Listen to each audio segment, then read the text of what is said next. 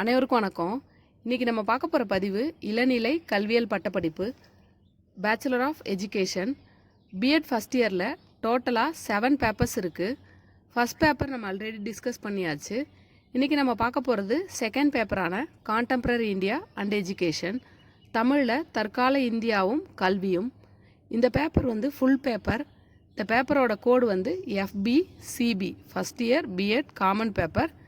Second paper அப்படின்றதால எண்டில் B இருக்குது. ஃபுல் பேப்பர் அப்படின்னு சொல்லியிருந்தோம். Full பேப்பர்னால் 100 marks. இயர் எண்டில் 70 மார்க்ஸ்க்கு நம்ம யூனிவர்சிட்டி எக்ஸாம் எழுதுவோம். மீதி இருக்கக்கூடிய 30 மார்க்ஸ் இந்த பேப்பரை ஹேண்டில் பண்ணக்கூடிய ப்ரொஃபஸர்ஸ் நமக்கு டாஸ்க் அண்ட் அசைன்மெண்ட்ஸ் கொடுத்து அந்த பேசிஸில் மார்க் கொடுப்பாங்க. Unit 1 understanding the social diversity, தமிழில் சமூக வேற்றுமைகளை புரிந்து கொள்ளுதல். Social diversity, meaning and definition, levels of social diversity, individual, regional, linguistic, religious, caste and tribes. Education for understanding the social diversity in India. இந்த unit படிக்கிறதோட நோக்கங்கள் என்ன அப்படின்னு பார்த்தோன்னா, இந்த யூனிட்டை நம்ம படித்து முடிக்கிறப்ப நமக்கு தெளிவாக சமூக வேற்றுமைகள் என்ற கருத்தை விளக்க முடியும். சமூக வேற்றுமைகளின் பல்வேறு நிலைகளை விவரிக்க முடியும். சமூக வேற்றுமை ஏற்படுவதற்கான காரணங்களை நம்ம ஆராய ஆரம்பிச்சிருவோம். சமூக வேற்றுமைகளை புரிந்து கொள்ள கல்வியின் தேவையை அறிந்து கொள்ள முடியும். Unit 2 educational demands of individuals and diverse communities, தமிழில் தனிநபர் வேறுபட்ட சமூகங்களின் கல்வி தேவைகள். யூனிட்டில் இருக்கக்கூடிய topics universalization of primary education programs to achieve universalization of education, SSA, RMSA, RUSA, integrated education and inclusive education, challenges in achieving universalization of education, education for collective living and peaceful living, 4 pillars of education as viewed by Dealers Commission report. இந்த unit படிக்கிறதோட நோக்கங்கள் என்ன அப்படின்னு பார்த்தோன்னா, இந்த யூனிட்டை நம்ம படித்து முடிக்கிறப்ப தனிநபர் வேறுபட்ட சமூகங்களின் கல்வி தேவைகளை அடையாளம் கண்டுபிடிக்க முடியும். இந்தியாவில் அனைவருக்கும் தொடக்க கல்வியின் தேவையை விவரிக்க முடியும். SSA, RMSA, RUSAவின் நோக்கங்களை நம்ம பட்டியலிட முடியும்.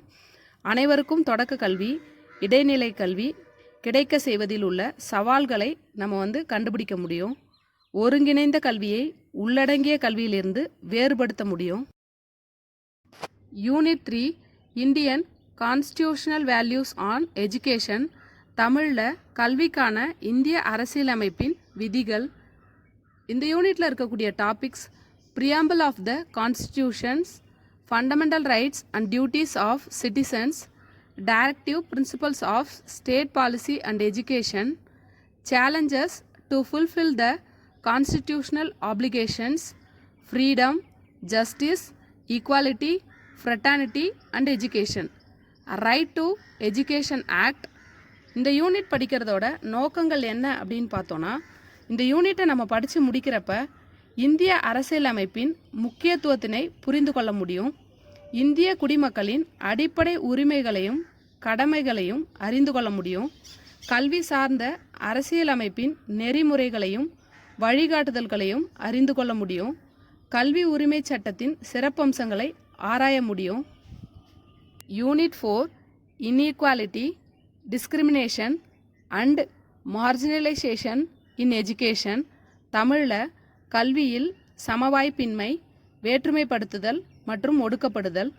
இந்த யூனிட்டில் இருக்கக்கூடிய டாபிக்ஸ் என்ன அப்படின்னு பார்த்தோன்னா, social inequity in society, causes for inequality, discrimination and marginalization in education, types of inequity, caste, class.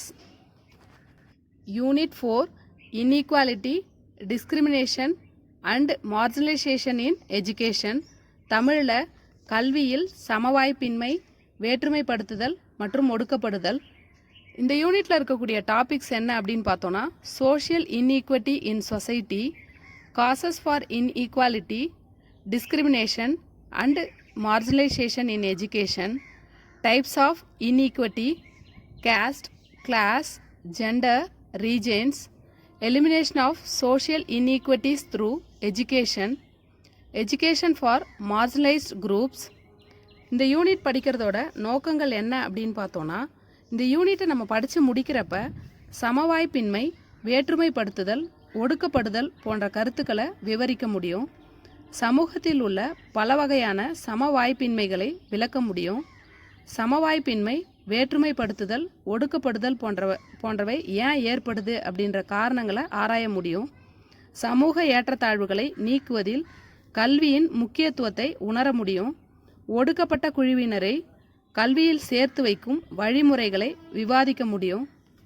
Unit 5 policy framework on education pre independent India. தமிழில் கல்விக்கான கொள்கை வரைவுகள் இந்தியா சுதந்திரம் பெறுவதற்கு முன்.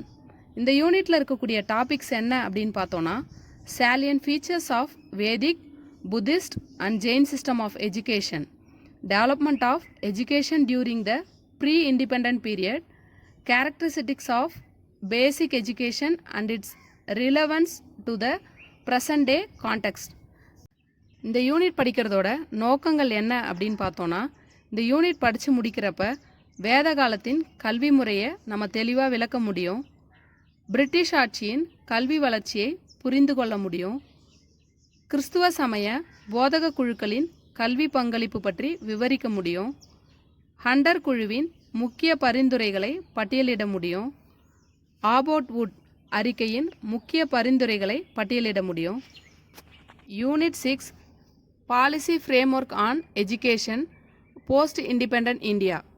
கல்விக்கான கொள்கை வரைவுகள் இந்தியா சுதந்திரம் பெற்ற பின்.